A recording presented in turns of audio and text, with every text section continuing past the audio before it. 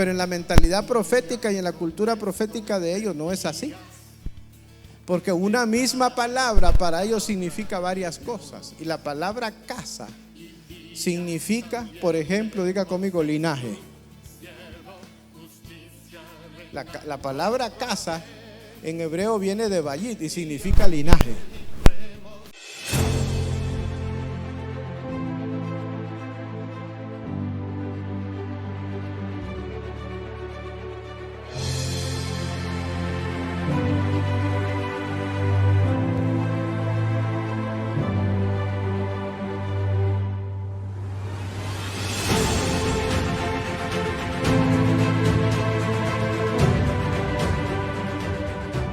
La nación Nicaragua, el granero de Centroamérica, y declaramos que seguiremos viendo la gloria de Dios en nuestra nación en el nombre de Jesús.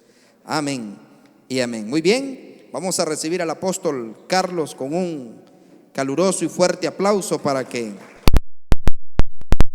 bendiga y nos dé lo que el Padre tiene para nosotros hoy. Amén. Gracias, profeta. El Señor les bendiga. Yo tengo mucha gratitud con sus pastores acá porque ellos fueron anfitriones nuestros en la escuela de compañía de profetas. Se portaron muy bien. Quiero pedirle a mi esposa que venga para que les salude. Vine acompañado de mi nieto Jacob, ya varios lo conocen. Buenas noches, bendiciones. Es una bendición estar en este lugar. Me siento como en mi casa, en mi iglesia. Les saludo y les bendigo en el nombre de Jesús. Y qué lindo que es verlos despiertos a esta hora, ¿verdad? Con hambre de aprender y con hambre de la presencia del Señor. Dios les bendiga a todos, amados hermanos, y estemos atentos, ¿verdad?, a lo que el Señor nos va a hablar a esta hora. Aleluya. Busque su Biblia y en el segundo libro de Reyes, el capítulo 4, vamos a leer ahí unos versículos. Sobre esos versículos de la palabra le vamos a pedir al Espíritu Santo que nos dé el pan de cada día. Amén.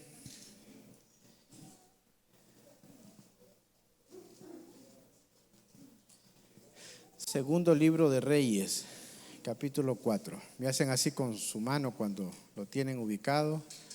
Amén. Una mujer de las mujeres de los hijos de los profetas clamó a Eliseo diciendo: siervo mi marido ha muerto, y tú sabes que tu siervo era temeroso de Jehová, y ha venido el acreedor para tomar 2 hijos míos por siervos. Eliseo le dijo: ¿qué te haré yo? Declárame, diga conmigo, declárame, ¿qué tienes en casa? Y ella dijo: tu sierva ninguna cosa tiene en casa sino una vasija de aceite. Oremos al Señor.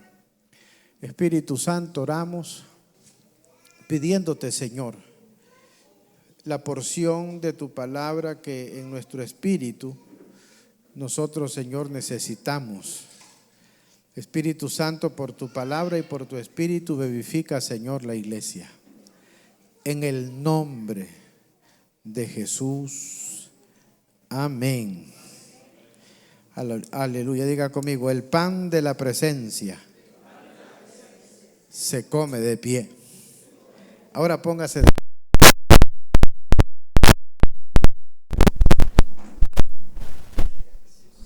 Y diga así conmigo: el pan de la presencia se come de pie. Es importante lo que están haciendo. Quédese unos minutos de pie. Lo que están haciendo, porque de repente en la instrucción que el Espíritu Santo le da a tus pastores, también te traslada una demanda. Es cómodo a esta hora pues estar en el reposo de la casa. Pero yo oí esto del Señor. Estaba en San Carlos y mientras estaba allí en el mes de enero recibí una palabra del Señor, y es de que para los remanentes de esta nación, la gloria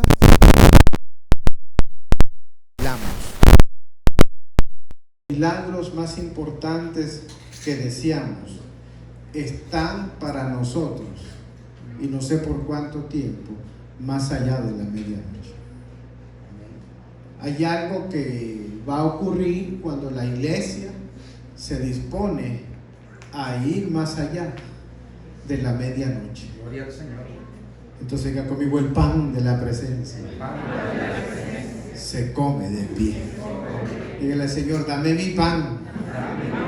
Aleluya. A sentarse. Hemos visto en varios lugares testimonio de hombres de Dios, congregaciones, que cuando el Señor los lleva allá, un poquito allá de la medianoche, como que está ocurriendo un rompimiento. Creo que tiene mucho que ver con remanentes. Y yo quiero, como yo conozco bastante el ministerio de ustedes en el sentido que vivo pendiente, ¿verdad? Y veo por dónde andan bautizando, andan haciendo cosas. Estoy pendiente de un poco de lo que están haciendo. Entonces no me es ajeno, ¿verdad? Parte del mover y de la bendición que el Señor, de lo que el Señor está haciendo. Amén. Entonces hoy quiero afirmarle unos principios que son importantes, y vamos a hacerlo dentro de este pasaje y esta historia de la Escritura, porque esto le va a afirmar a usted características que nosotros tenemos que tener como hijos de Dios. Parte de nuestra necesidad de ser hijos de Dios es tener una identidad. En nuestra identidad es muy importante algo que tal vez nosotros no lo entendamos bien, como una definición, pero siempre está en nuestro espíritu. Diga conmigo: sentido de pertenencia. Uno sabe cuando el sentido de pertenencia se afirmó en nosotros. Entonces, cuando eso se afirma, el sentido de pertenencia, eso es muy importante, porque entonces nosotros estamos conectados con el propósito de Dios. Diga conmigo: sentido de pertenencia. Déjeme ponerle una idea sencilla, y tengo en mi corazón memoria de algo que miré ocurrir una vez en la frontera entre Nicaragua y Costa Rica, en el puesto fronterizo. Yo venía de Costa Rica por tierra y de repente pues ahí cruza gente. Pero cruzaron unos nicaragüenses que quién sabe Dios cuántos años tenían de no venir a Nicaragua. Pero uno de ellos, que iba platicando con otro de los amigos, pasa por un puesto de quesillos y todo el mundo pasaba. Entonces dice: brother, quesillo. La pana de los quesillos, porque aunque se había ido lejos, había algo en su sentido de pertenencia, que cuando él vio esos quesillos, algo se activó en él.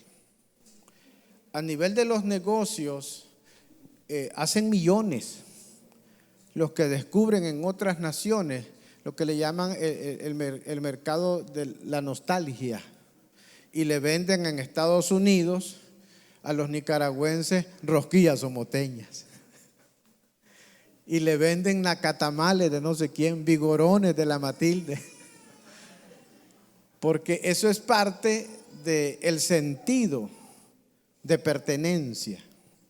Entonces hay cosas que no ocurren y no florecen en nuestro espíritu a no ser que nosotros nos afirmemos en nuestro sentido de pertenencia. Entonces viene el pasaje de la Escritura, nos narra de que a esta mujer se le murió el esposo. Diga conmigo: pero el esposo era un profeta. Ahora vamos a usar la figura, ¿verdad?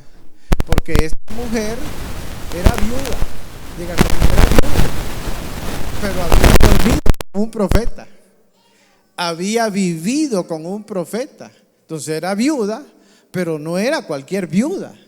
Era una viuda que era, en la escritura se le conoce, en la cultura se le conoce como una nevillá, como una profetisa. Entonces a esta mujer que se le muere el esposo, pierde una parte importante de su sustento y entonces aparece el acreedor. Y el acreedor no quiere la tierra, no quiere los bueyes, quiere a los hijos. ¿Por qué? Aquí hay un principio que nosotros tenemos que descubrir, y es que diga conmigo, la tierra es herencia de los hijos. Entonces Jezabel,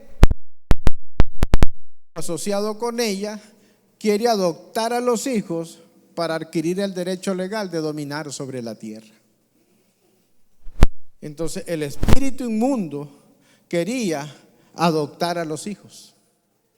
Y quieren hacer eso con un adoctrinamiento. Antes lo hacían de una manera, ahora lo quieren hacer de otra manera.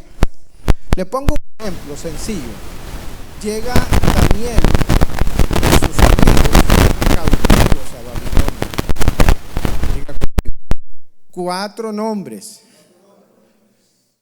4 profecías. Diga conmigo, 4 nombres, 4 profecías. La profecía les anuncia al pueblo de Israel que por la desobediencia ellos van a ser cautivos. Pero no sabemos si fueron los padres o los abuelos. Pero lo cierto es que le ponen unos nombres.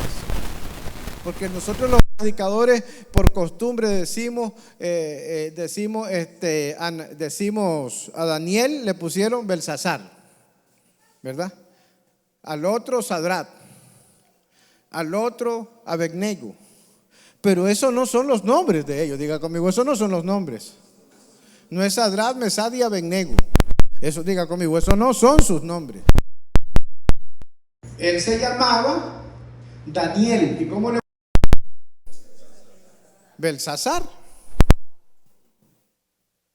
Y ese significa el sirviente del dios Nego. El otro joven no se llamaba Sadrás, se llamaba Azarías, Misael, Ananías. Esos eran los nombres de su cultura. Diga conmigo, el nombre de su cultura profética. Cuando llegan a Babilonia, Nabucodonosor los entrega al dominio del eunuco, para que el eunuco les cambie su identidad y los llame por otro nombre. Pero en los nombres de ellos había una profecía. Y entonces, por ejemplo, Daniel en hebreo es Daniel y significa Dios te hará justicia. Sus padres, sus abuelos vieron la acusación contra Daniel, llena de injusticia y llena de mentira. Entonces, ¿qué nombre le doy y lo protejo contra la acusación del enemigo? Entonces, el padre o la madre, cuando le dijo, ¿cuándo se llama usted? Daniel. Significa Dios me hará justicia. Azarías, Misael. Entonces, el eunuco le dice Nabucodonosor al eunuco, dales mi pan. Eso en la cultura es, dales mi doctrina, tuérceles la mente, distorsiona su identidad. Entonces el mundo quiere adoptar a los hijos de Dios, cambiándole su nombre, cambiándole su identidad. Entonces por eso es importante que nuestros hijos, diga conmigo, sean educados.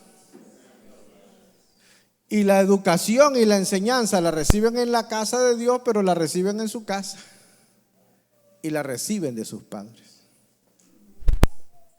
Entonces es importante lo que se está haciendo y no importa la edad. ¿Me entiende? Hay un montón de conceptos filosóficos y asuntos que son puras mentalidades griegas. Pero en el pueblo de Israel, en la cultura profética, la congregación de Israel y en los salmistas, usted lo ve que el viejo y el niño y el anciano estaban juntos recibiendo la palabra. Entonces, cuando viene la crisis, cuando viene el momento difícil, hay cosas que se ponen a prueba. Y en el mundo espiritual o en la cultura profética, le dice el profeta Eliseo, diga conmigo, a la viuda, pero no era cualquier viuda. Ella había comido con un profeta. Ahora, ese profeta, porque esta mujer era hijo de los profetas, y ese o fue alumno de Eliseo o fue alumno de Elías. Por cualquier lado tenía que salir rayado.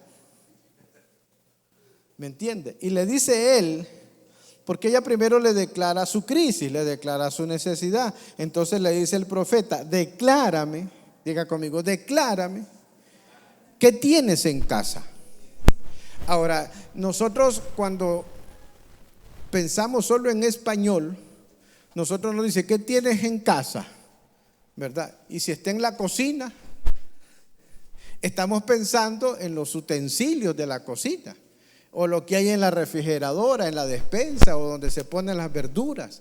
¿Me entiende? ¿Qué tienes en casa? Y usted y yo estamos pensando en los trastes de la cocina, en lo que hay en la refrigeradora, o lo que hay en la cuenta del banco, o lo que no hay. Pero en la mentalidad profética y en la cultura profética de ellos no es así. Porque una misma palabra para ellos significa varias cosas. Y la palabra casa significa, por ejemplo, diga conmigo, linaje. La palabra casa en hebreo viene de bayit y significa linaje. Entonces le dice el profeta a la mujer, pero había vivido con un profeta. Entonces le dice, ¿qué tienes en casa? La parte natural de la casa, de los trastes, de la cocina, de la refrigeradora, y piensa en la cultura profética. Entonces le dice ella, le dice el profeta a ella, le dice ella, le dice el profeta, ¿qué tienes en?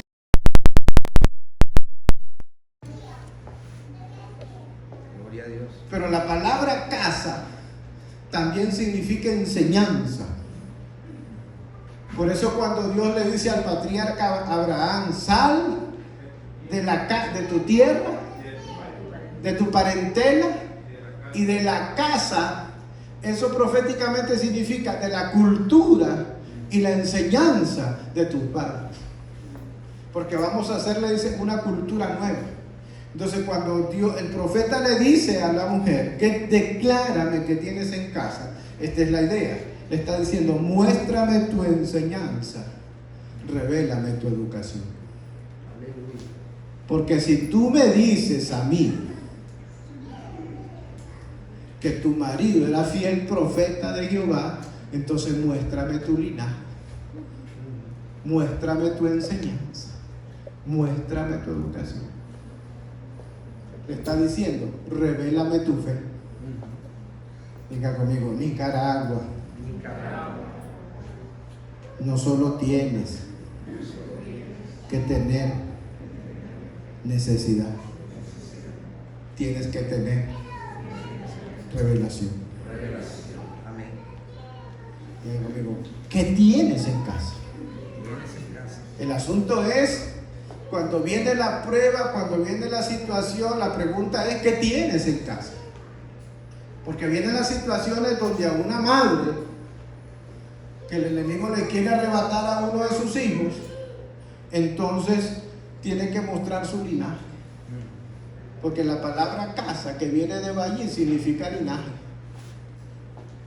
Entonces no solo se trata, pero también la palabra casa viene de esa misma palabra que es Bayí, que significa corte. Y en ese sentido se juntan dos unciones proféticas, la del profeta Eliseo, hijo de Safat y Abel Mehola, y eso significa el hijo del juez. Diga conmigo, el hijo del juez. Y el hijo del juez le dice a la viuda, revélame qué tienes en casa. Pero también la palabra casa significa ahí herencia. Entonces la mujer le dice, ¿qué tienes en casa? Le dice, yo tengo, le dice, unas vasijas. Otra versión dice así, ¿ve? Pero lo dice con esta idea. Yo tengo un aceitito con el que yo me ungo. Y esto es ADN. Esto es lo que agarró el Señor cuando hizo lodo. ADN. Entonces le dice la mujer, yo tengo un linaje. En lo natural del linaje le hacen un examen de sangre, pero en lo espiritual del linaje tiene que ver con las palabras que nosotros usamos. El linaje tiene que ver con nuestra enseñanza, el linaje tiene que ver con nuestra educación, y esa es parte de la identidad y del sentido de pertenencia que tiene que estar afirmado en nosotros. Si nos vamos al Nuevo Testamento, entonces vemos a un apóstol Pablo señalando a un Timoteo y le dice, porque yo sé que la fe que habitó en tu abuela y en tu madre, le dice, también le dice, esa fe está en ti. Y Timoteo no se llamaba Timoteo solo porque sí. Hay ciertas personas que fueron incluidas en la revelación de la Escritura no solo por la labor que hicieron, sino por el nombre que tenían. Así que usted como creyente tiene que ser cuidadoso con el nombre que le pone a sus hijos. No me le ponga Ricky Martin, porque usted pertenece a otra cultura.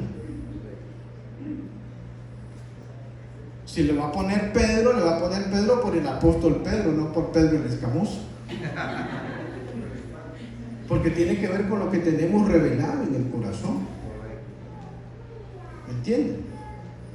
Porque Babilonia le quiere cambiar el nombre, porque les quiere torcer la mente. Y ahora, ¿qué están lanzando por ahí? Todo lo que es la ideología de género, por ejemplo. Los valores contra la familia, la distorsión de los propósitos de Dios. Entonces, cuando la viuda le pregunta, declárame qué tienes en casa, entonces el profeta le está preguntando a ella, revélame tu enseñanza, muéstrame tu educación, muéstrame cómo oras. Porque el linaje tiene que ver con lo que nosotros decimos, con lo que nosotros hablamos. Y la gente que no tiene sentido de pertenencia, que no tiene ubicada bien su identidad, entonces habla lo que no conviene. Entonces alguien puede estar en una situación, digamos, complicada, pero el asunto es que usted tenga linaje. Le voy a poner algo ahí para que se ría un poco, porque la palabra Sara significa risa. Diga conmigo, la palabra Sara significa risa, pero también significa, diga conmigo, el que ríe de último ríe mejor. Entonces yo le voy a enseñar a usted un versículo nuevo. Está en Primera de Carlos 4:2, y usted va a decir, el que ríe de último ríe mejor. Entonces cuando el enemigo venga a molestarte, a perturbarte con el terror nocturno, con palabras incorrectas, con circunstancias difíciles, usted acuérdese de este texto nuevo que le estoy enseñando yo hoy, que el que ríe de último ríe mejor. Mire lo que me pasa, profeta, una vez empezando con mi esposa a servir al Señor ya dentro del ministerio, dentro del llamamiento, ¿verdad? Entonces me cortan la luz.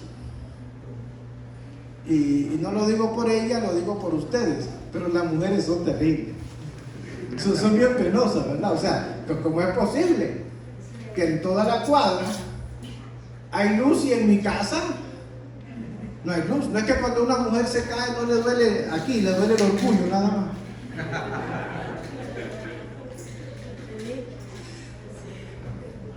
Y entonces estábamos en lo oscuro ese día, ¿verdad? Y la pasamos bien, No había celular, no había internet, platicamos de todo. Pero cuando ya yo me voy a acostar, como que oigo el susurro del enemigo. Como que me decía así, predicador, te cortaron la luz. Y todo el barrio se dio cuenta. Pero yo me acordé de este texto, el que yo quiero que usted no se olvide. Diga conmigo, el que ríe de último, ríe mejor. Entonces yo le dije al enemigo, porque él me decía, te cortaron la luz. ¿Y a vos qué te importa si vos vivís en tinieblas? A mí mañana me va a amanecer y vos seguís en tinieblas. Diga conmigo, el que ríe de último, ríe mejor.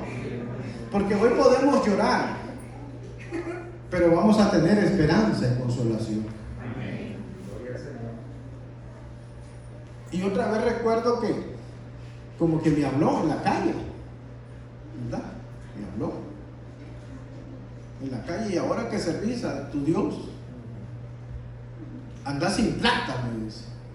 Y me lo dijo como a través de un borracho, de espíritu así feo, ¿verdad? ¿Y a vos qué te importa? ¿Acaso que vos te debo?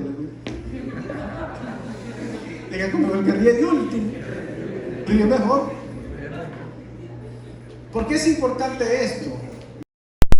Muéstrame tu enseñanza. Muéstrame tu educación.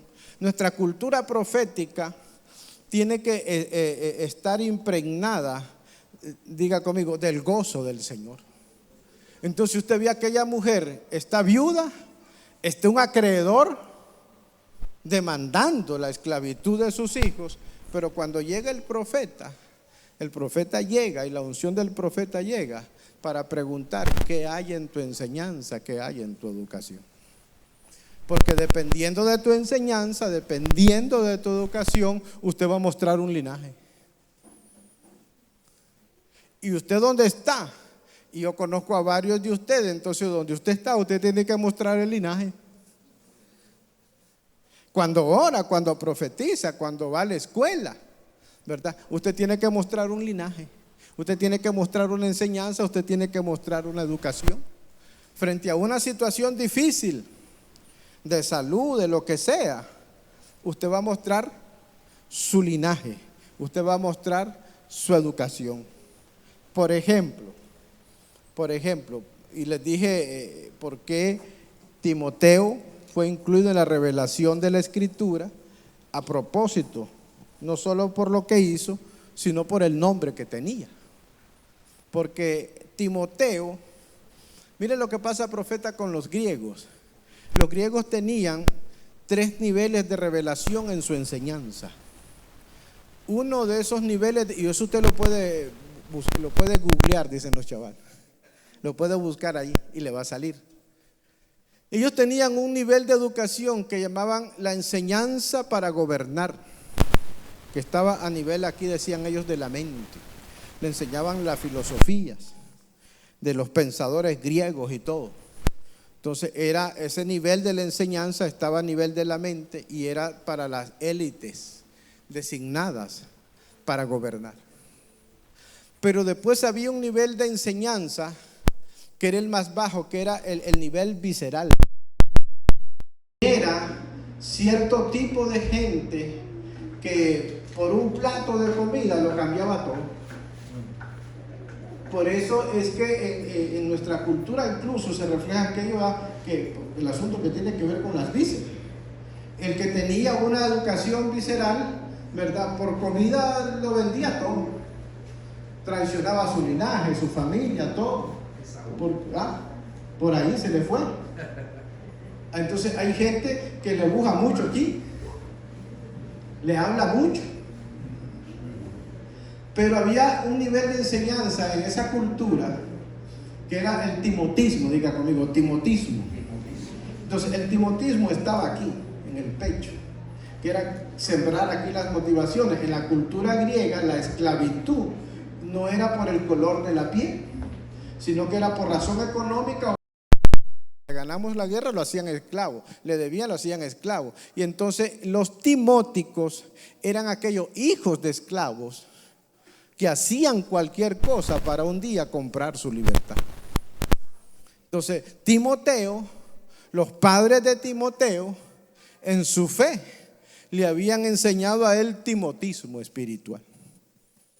¿Me entiende? Entonces nosotros tenemos que tener motivaciones correctas. Hable como al profeta, diga conmigo, ¿qué tienes en casa? Muéstrame tu enseñanza y revélame tu educación. Entonces yo quiero dejarle una enseñanza a usted, y aquí voy a terminar, que se goce. En medio de situaciones difíciles, aprenda, ¿verdad?, siendo serio, siendo entendido y siendo profético, pero a reírsele al enemigo. ¿Me entiende? Dijo aquel profeta, el gozo del Señor es mi fortaleza. Diga conmigo, el gozo del Señor es mi fortaleza. Porque en medio de la situación difícil hay que mostrar el linaje. Con mi esposa pasamos en una ocasión una prueba con este hombre de Dios que está aquí. Aquí me salió hoy en la Biblia, aquí lo andaba. Le dio una enfermedad bien mala y estaba recién nacido. Una enfermedad que se llama meningitis. Y entonces el niño terminó bien pequeño en un incubador, que ya no mamaba, y todo iba en un deterioro. Llegó el punto y mandaron a mi esposa para la casa. Ahí le avisamos, vaya, arregle la casa, vaya, prepare la casa, así le dijeron. Pero se lo dijeron a una mujer que había dormido con un profeta, santo Dios, que había comido con él. Y si usted hubiera conocido a mi suegra, entonces usted entendería. Y cuando se vino ese día difícil, ¿usted cree que se fue para el hospital? No, que se fue para la casa, no. Se fue a la casa materna donde estaban un montón de mujeres con niños pequeños. Y mi esposa prestaba niños de otras madres para darles de mamá, para que no se secara su fuente. Y pasó así varios días, no sé si 8, 10, 12, no lo recuerdo. Y cuando el diagnóstico se puso ya malo y feo, iba en deterioro, y la mandaron a ella a alistar la casa, entonces en medio de la situación difícil, Dios le dio una estrategia. Diga conmigo, Dios te da una estrategia. En medio de las lágrimas, Dios te da una estrategia. En medio de una situación difícil, Dios te da una estrategia.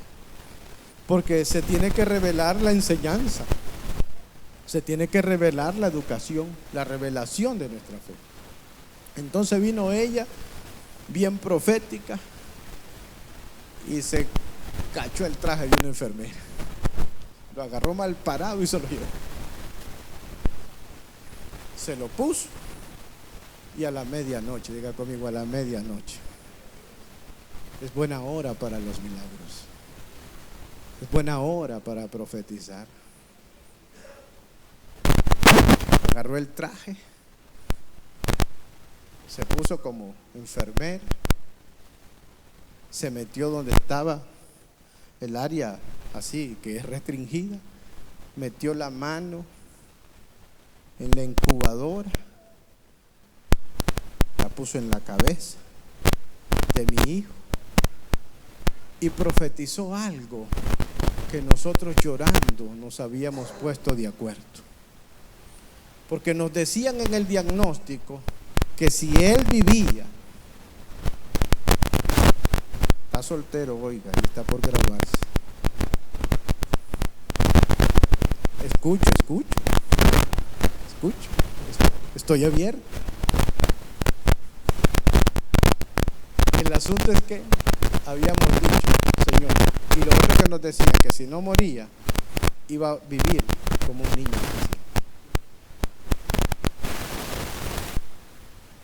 Y se nos ocurrió con mi hija Esther, la mamá de Jacob, que estaba pequeña, hacer una oración juntos, llorando. Yo no recuerdo haber hecho esa oración así como sentirme empoderado, nos lo dije con lágrimas, con nuestro corazón quebrantado, incluso asustado. Y dije, Señor, no aceptamos ese diagnóstico. Y este será, dije yo, el más inteligente de mis hijos. Y mi esposa se fue, metió la mano, la puso sobre la cabeza. Y ahí la llegaron a sacar. La sacaron porque ahí estaba una mujer de rodillas, con la mano en una incubadora. Diga que me iba a la medianoche. Buena hora para el milagro. Una buena hora para profetizar. Y al siguiente día dijeron, la mamá del bebé tal, venga para que le dé de mamá. Ahí está, ya le dije. ¿La solté? Este año se va a graduar. Santo Dios. Podemos hablar, profeta, oiga. Después nosotros ahí. Póngase de pie.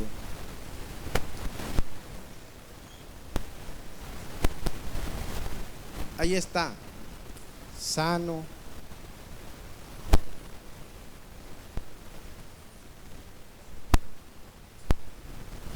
Vino una empresa desarrolladora de aplicaciones de Estados Unidos. Trajeron un grupo de expertos de Harvard y empezaron a buscar talento. Y un profesor lo recomendó a él. Y tenemos sueños y tenemos anhelos. Y con mi esposa lo que hemos recibido es lo que nosotros mantenemos en el Señor. Entonces, usted está en una casa donde tiene instrucción y usted tiene que mostrar un linaje. Esto es una profecía. Esto es una profecía. No siempre que nosotros profetizamos es que nosotros personalmente recibimos la revelación. Pero uno de los estudiantes de la escuela de compañía de profetas me dice el otro día, tuve un sueño, me dice, precisamente hoy que me miro con usted, me dice. Y en ese sueño yo miraba una casa de las antiguas como las de Granada. Y la casa la estaban restaurando, limpiando la madera desgastada por los años y volviéndole a dar un poco del brillo original, cambiando sus tejas viejas por tejas nuevas. Y nosotros sabemos por esa palabra que Dios está restaurando, diga conmigo, la casa. Está restaurando la enseñanza, está restaurando la familia. Pero después yo envío la visión y la publiqué en la página de compañía y alguien me dice, estaba leyendo la visión de varón y mientras yo leía la visión, pues tuve una visión y miré sobre una casa una llama del Espíritu encendida. Y nosotros sabemos por el Espíritu desde hace algunos años, pero creo que está pronto a ocurrir, que algo va a pasar. Diga, la misma palabra y el mismo Espíritu. Dígalo conmigo, no. La misma palabra y el mismo Espíritu.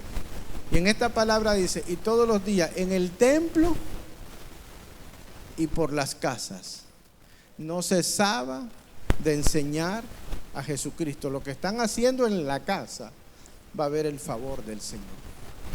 Amén. Vamos a orar. Voy a invitar a mi esposa que venga. Quiero que levante su mano porque esta hora de la noche y lo que van a continuar, yo hubiera querido quedarme con ustedes hasta pasadito, unos minutos de la medianoche, pero en el lugar donde nos vamos a quedar me dieron para llegar a las 11 de la noche. Vamos a respetar el sueño de la hermana porque es una hermana como yo, ¿verdad?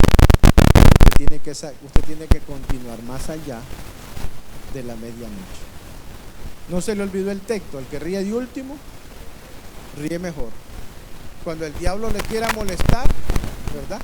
Usted del humor profético. Porque muchas veces nosotros no entendemos por qué mamá Elías se reía. Estaban los profetas de Baal y el hombre una sola risa, como que le estaban contando chistes. Y uno dice, ¿por qué en una situación tan seria? Dice la Biblia que Elías se burlaba de ellos. Porque jurídica y proféticamente la burla antecede al juicio. Cuando usted lee el Salmo 2, dice en el Salmo 2, ¿por qué se amotinan la gente y los pueblos piensan cosas vanas? Dice, el que mora en los cielos se reirá de ellos. Entonces, si un día el enemigo le dice, ¿y a vos qué te importa si vos vivís en tinieblas? Diga conmigo, el que ríe de último, ríe mejor. Santo Dios. Padre, gracias en el nombre de Jesús por la búsqueda, Señor, de tus hijos. Pedimos, Padre, que cuando pase la medianoche haya presencia, Señor. Haya, Padre, manifestación. Mira el esfuerzo, mira la disciplina, mira el anhelo, mira la obediencia de lo que tus hijos, Señor, hacen en su casa y hacen en el templo. Para que cuando ellos oren, mi Padre, en el nombre de Jesús, se abra delante de ti, Señor, el libro de las memorias. Hay algo particular en esta casa de lo que yo puedo compartirles en mi espíritu, y hay mucha gente joven, pero estaba viendo mientras oraba como un libro donde se está escribiendo una memoria de la obediencia. Cada vez que usted reciba una instrucción, cada vez que usted reciba, acumule buenos puntos, acumule buenas notas, porque Dios, yo aprendí esto con mi pastor, el apóstol Bonilla, Dios es legal, profeta. Entonces cada vez que nosotros le pedimos algo al Señor, Dios va y Dios revisa su libro. Y Él tiene un libro que se llama el libro de las memorias. Y entonces, ¿no ve que ahí dice, por ejemplo, el Salmo 20, que dice, Jehová te oiga en el día de conflicto, el nombre del Dios de Jacob te defienda? Dice, ¿y qué dice? Y haga memoria. Entonces hay un libro que tiene que ver con memorias. Tu obediencia como padre es el depósito profético de tus hijos. Una de las cosas que yo sé cuando un profeta te habla en el espíritu, es que ese profeta va a hacer memoria del origen de tu herencia. Póngale cuidado a esto, porque yo sé que esta es una casa profética, pero piensa en esto, porque yo lo digo y a veces algunos amigos míos, pues no sé si es que se molestan o no sé, pero yo les digo algunas cosas que yo sé donde tengo testimonio del Espíritu. Ahora, corresponde a ese testimonio del Espíritu, pues inquirir en la palabra. Y si me va a aprobar, apruébeme en la palabra, y si me va a desaprobar, desapruébeme, pero en la palabra. Eso es lo que yo, digamos, reclamo. Porque yo sé que los profetas podemos tener una palabra, pero la legalidad está en los padres. Entonces hay gente que está viendo YouTube y está profetizando un profeta por allá y arrebato, y no arrebata nada. ¿Por qué? Porque la legalidad está en los padres. Pero si una persona que honra a sus pastores, una persona que honra a sus padres, esa de repente sí. Pero hay algo que está ocurriendo en este mover del Espíritu, y yo esto lo tengo que testificar de parte de lo que el Señor me ha hablado. Es que yo sé por el Espíritu, y con los años voy acumulando la evidencia y el testimonio. Diga conmigo, la unción está de regreso en la iglesia local. Entonces la gente está recibiendo sus profecías en la iglesia local, porque el enemigo ha querido destruir lo que es congregación. Ustedes los jóvenes tienen un desafío que no lo van a poder superar si no construyen discernimiento. Parte de ese gran desafío de nuestros jóvenes es aprender a diferenciar entre un influencer y un profeta. Porque entre los influencers ¿verdad? Algunos son creyentes, otros parecen cristianos, pero no son cristianos, otros más bien son indigos. Santo Dios, entonces diga conmigo, voy a acumular obediencia. Diga conmigo, voy a acumular obediencia. Padre, en el nombre de Jesús, según la obediencia de ellos, según tu plan, según tu voluntad y según tu propósito, Señor. Cuando suban las oraciones de ellos delante de tu presencia, Señor, escúchalos en el nombre de Jesús. Y honra, Señor amado, el que honra, Señor, tu palabra. En el nombre de Jesús. No descuide la palabra. Diga conmigo, no descuide la palabra. No descuide la palabra. Lo que ustedes están haciendo, pocas congregaciones lo hacen. Entienda, denle en valor. Yo hablo a veces con gente. Yo los oigo hablar a ellos y no oigo la voz de sus pastores. Pero ustedes todos los días están recibiendo una enseñanza y están meditando sobre ella. Profeta, que el Señor les bendiga. Oren por nosotros y el profeta, porque vamos a hacer una consulta profética. Queremos oír al Señor, ¿verdad? Y otros asuntos que están ahí en camino, pero ahí el profeta les va a contar. Que el Señor les bendiga a cada uno de ustedes. Amén. Amén. Gloria al Señor.